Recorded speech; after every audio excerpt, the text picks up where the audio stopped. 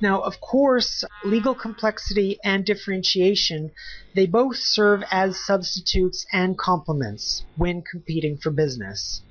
At the systemic level, of course, they're absolutely complements. To give you the intuition for this argument, we can think about the firm level and we can think about the jurisdiction level.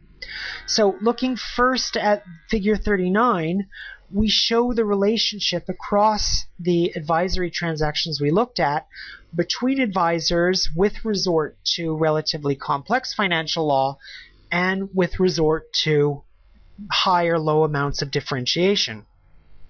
And what we find is that just plotting these two variables, just putting the levels of legal complexity and differentiation on a scatter plot and showing it to you, it shows an apparent relation which is highlighted on the black regression line. And we see a slightly negative relationship between these variables. Namely, when advisors don't have access to this awesomely complicated financial law, they've got to differentiate. And in the red regression line, we show what we label as the real relationship.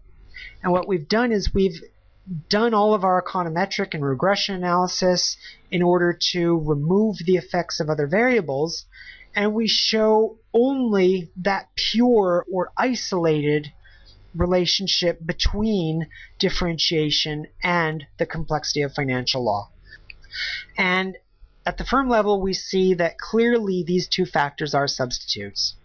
Now let's step back and think about the jurisdiction level.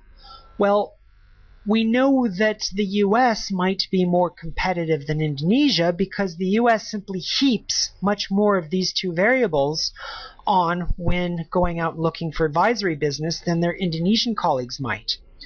And we show that by these kind of hills or these curves that you see in front of you. And those curves depict the overall combinations of legal complexity and differentiation that are used by different types of advisors. And as we showed previously, there's a clear and obvious correlation between advisors from certain countries which are heaping large amounts of complexity and differentiation as opposed to jurisdictions which are heaping relatively little. And if there's no price difference in how much those advisors are charging, then it's obvious that Chinese firms should choose the higher helping heaping groups of advisors as opposed to the lower set of differentiation and legal complexity advisors.